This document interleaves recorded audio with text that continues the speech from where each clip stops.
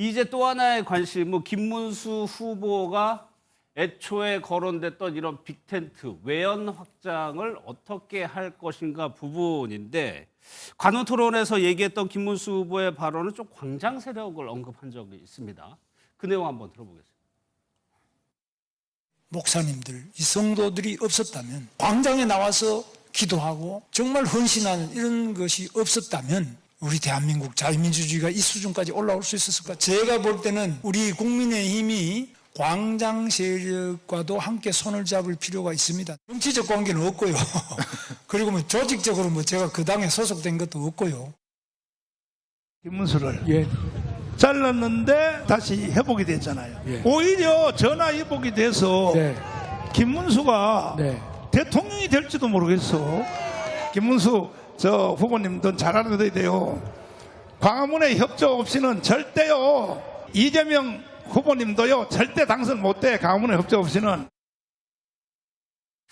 김문수 후보의 발언은 이런 질문이었습니다. 중도층 끌어안기 부족한 거 아닌가라고 하는 질문에 광장 세력과도 손잡을 필요가 있다라고 답을 한 건데 지금 뭐 아까도 뭐 말씀하셨죠. 지금 빨리 밖으로 나가기도 벅찬 상황에서 지금 어떻게 보세요? 이 지금 보수 강경 보수까지도 김문수 후보가 같이 가야 된다고 저는 거라고 보세요? 저는 이 부분이 이제 발언이 8일 날 있었잖아요. 이때 한참 후보 흔들기가 정점에 달하던 때였습니다.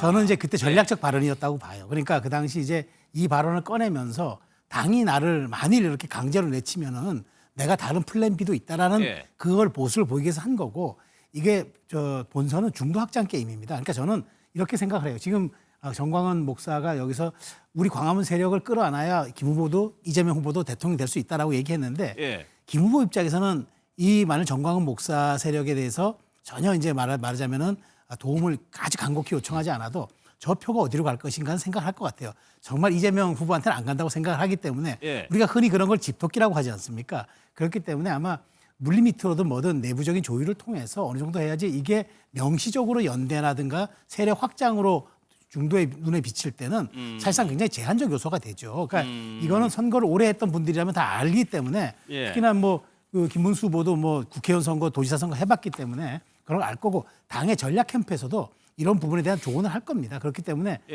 정광훈 목사도 지금 강력하게 요구하는 게 아니라 오히려 우리랑 손 잡아야 여든 야든 다 대통령이 될 수 있다라고 이제 원론적인 얘기를 한 걸로 봐서는 김 후보에게 조금 선택의 여지를 열어둔 것 같은 그런 생각이 듭니다. 아니 그런데 저희가 그 후보가 된 이후에 과정에서 봤지만은 전략적 판단이라고 했지만 김문수 후보가 보여준 그 고집스러운 생각이 변하지 않는 걸 한번 봤잖아요. 그럼에도 불구하고 선거를 위해서는 김문수 후보가 생각을 바꿀 거라고 보시는 거예요? 저는 그렇게 봅니다. 윤석열 전 대통령에 대해서. 저는 거긴 거리두기 할 걸로 봐요. 왜냐하면 지금 재판도 받고 있고 여러 가지 여기는 말하자면은 세력, 표가 있는 데지만 윤 전 대통령에 대한 지금 책임을 묻는 선거이기 때문에 그 부분은 분리 대응할 가능성이 있다고 봅니다. 마침 윤석열 전 대통령도 어제 바로 입장을 냈죠. 그리고 오늘 형사재판에 출석을 하는데 이번에는 지하 통로가 아니고요. 공개된 장소를 통해서 들어갔습니다. 그 영상까지 보고 이어가도록 하겠습니다.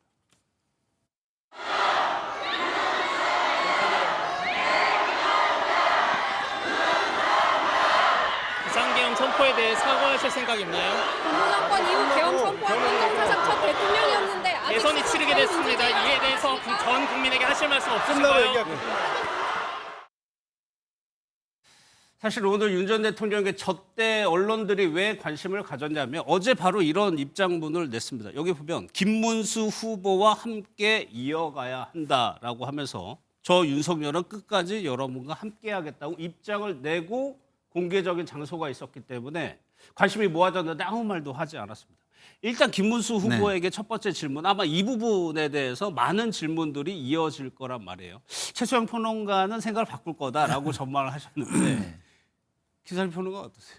바꿔도 진정성 있게 바꾸지 않으면 유권자들이 귀를 기울이지 않을 거예요. 왜냐하면 이번 선거를요 한번 생각해 보세요. 이거는 김문수 후보가 평가받는 선거가 아닙니다.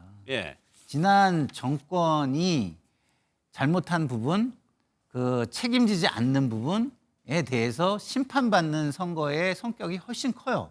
그럼 그 심판 선거에서 김문수 후보가 자유롭지도 못하거니와 그리고 자유롭지도 못한 사람이 그거에 대한 입장이 분명하지 않다면 그리고 진정성이 있는 모습을 보이지 않는다면 예. 그 심판에서 그래 용서가 되고 인정이 되기 때문에 우리는 이 심판이 마무리됐어라고 생각할까요?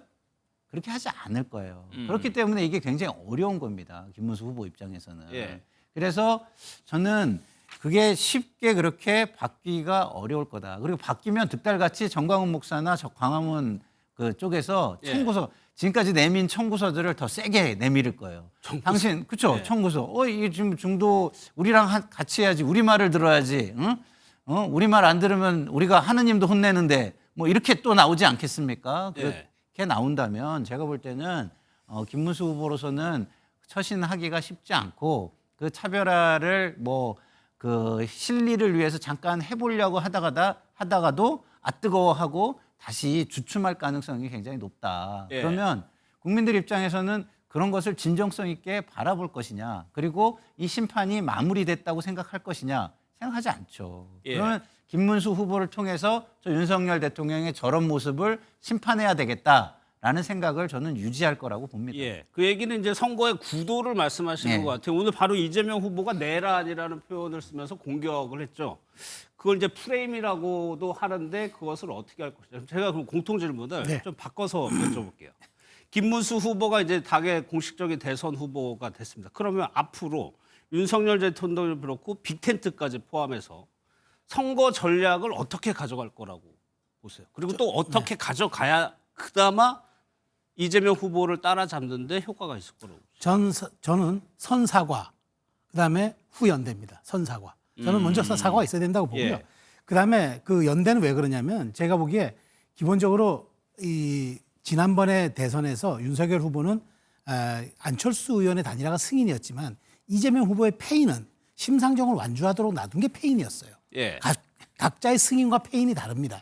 자, 그렇다면은 이번에 이준석을 완주하게 놔두면은 저는 3자 구도로 갔을 때는 국민의힘이 어렵습니다. 냉정하게. 자, 그렇다면은 여기서 할 수 있는 일은 확장성을 보임으로써 한 열흘 사이에 김문수 후보가 30대 한 후반까지, 그러니까 제가 특정한 지표는 아니고요. 예. 지금 이제 이재명 후보가 굉장히 뭐 과반에 육박하는 수치가 있으니까 최소한 30대 반, 10%포인트 차이 정도로 좁혀줘야 그 다음에 가능성이 생기고 이준석 후보가 고민하는 여지도 생기고 빅텐트의 가능성도 다시 한번 이뤄지는 겁니다. 그렇기 때문에 예. 10%포인트 차로 줄이지 못한다면 지금 추세로 저는 열흘이라고 보는데 그때까지 유의미한 그런 추격세를 만들어내지 못한다면은 빅텐트 물 건너가고 그러면 어렵다고 보는 거죠. 그런 측면에서 저는 제가 보기에 지금 할 수 있는 일은 확장에 꽂혀 있을 수밖에 없다. 저는 그렇게 생각합니다. 예.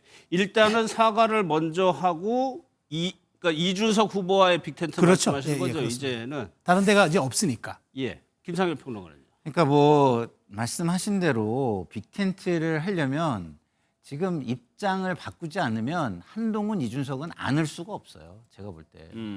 이미 한동훈, 이준석 두 사람은 정치의 대의 명분, 자기가 그 정치를 해나가는 대의 명분과 방향성을 이미 잡았거든요. 예. 근데 그거를 바꿔서 빅텐트 안으로 들어와라. 그러면은 그게 들어오겠습니까? 그 사람들이. 저는 들어오지 않을 거라고 보기 때문에 일단은 말씀하신 대로 사과도 하고 정확하게 입장이 바뀌었다는 것을 보여줄 수 있는 진정성 있는 행동이 선행돼야만 한다. 예. 그렇지 않으면 빅텐트라는 거는 요원하다 이 말씀을 드리고요. 두 번째는 그러면은 그렇게 할 것 같으냐라는 건데 저는 그렇게는 생각이 안 돼요. 지금까지의 김문수 후보의 모습을 보면 과거의 책임은 무시하고 뭉개기 쪽으로 쭉 가려고 하는 듯해 보이고요.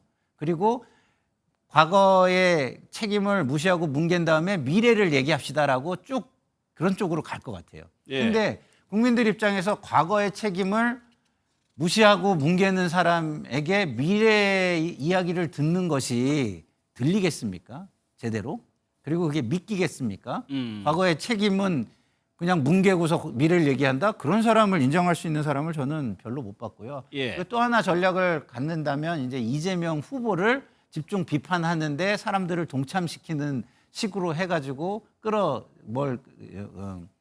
세력을 모으고 끌어모으려고 할 텐데 예.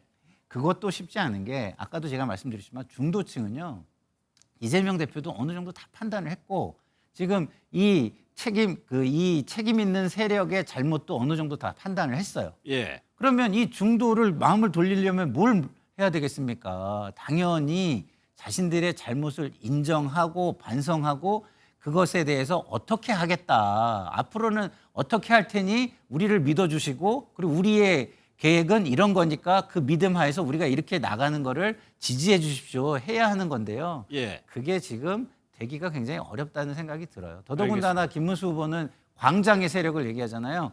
광장을 자꾸 광화문으로 표현하지만 그건 광화문이 아니에요. 종교정치 세력입니다. 종교정치 세력. 굉장히 극우 종교정치 세력이기 때문에 거기는요 쉽게 변하지 않아요. 예.